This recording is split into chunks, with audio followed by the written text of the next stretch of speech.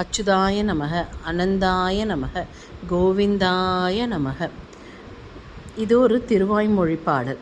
உயர்வர உயர்நலம் உடையவன் எவனவன், மயர்வர மதிநலம் அருளினன் எவனவன், அயர்வரும் அமரர்கள் அதிபதி எவனவன், துயரறு சுடரடி தொழுது எழு என் மனமே.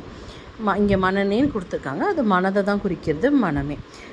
அதாவது இங்கே என்ன சொல்கிறாங்க, நம்ம மனசுக்கு நம்ம வந்து ஆர்டர் கொடுக்கணும், நம்மளோட சப்கான்ஷியஸ் மைண்டுக்கு நம்ம ஆர்டர் கொடுக்கணும். என்ன கொடுக்கணுன்னா, மேன்மை பொருந்திய தேவர்கள் இருக்காங்க இல்லையா, அந்த மேன்மை பொருந்திய தேவர்களுக்கெல்லாம் மேலானவனாக இருக்கக்கூடியவனும், நம்ம அறியாமை இருள் போக்கிறதுக்காக நமக்கு பக்தி ஸ்ரத்தைங்கிற விஷயங்களை கொடுத்து, நமக்கு அறிவை கொடுத்து, அறியாமையை போக்கி நீ மீண்டு வா அப்படின்னு நமக்கு அருள் பண்ணவனும், அயர் வரும் அமரர்கள் அதிபதியவனவன், நித்திய சூரியர்களுக்கெல்லாம் தலைவனாக இருக்கக்கூடிய அந்த சூரியனுக்கே ஒளி தரக்கூடிய ஒளி பொருந்திய பெருமாள் வந்து அவரோட திருவடி தாமரைகளை நமக்கு அருளி அதை தொழுது உன்னோட சம்சார கடல்லேருந்து வெளியே வா அப்படின்னு சொல்லியிருக்காரு.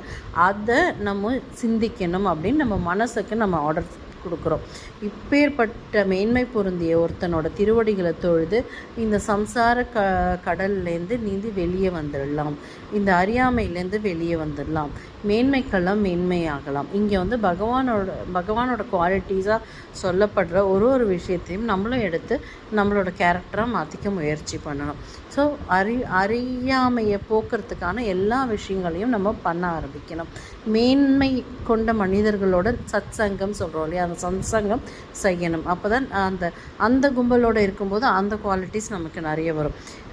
அந்த மாதிரி சூரிய பகவானை தொழுது, அதாவது சூரியன் வந்து நம்ம கண்ணால் பார்க்கக்கூடிய தெய்வம், அவரை தொழுது அந்த இயற்கையை வந்து நம்ம வந்து பொக்கிஷமாக பாதுகாக்கணும். இதெல்லாம் பண்ணும் பொழுது நமக்கு கண்டிப்பாக இந்த சம்சார கடல்லேருந்து ஒரு விடுதலை கிடைக்கும். ஏன்னா இதெல்லாம் பண்ணும்போது நம்ம எல்லாத்துலேயும் இறைவனை பார்க்க ஆரம்பிப்போம், அவரோட திருவடியை நினைக்க ஆரம்பிப்போம். அந்த மனசை நம்ம வந்து அப்படியே ஃபோக்கஸாக கொண்டு போகிறதுக்கான ஒரு முயற்சியாக இது நடக்கும்.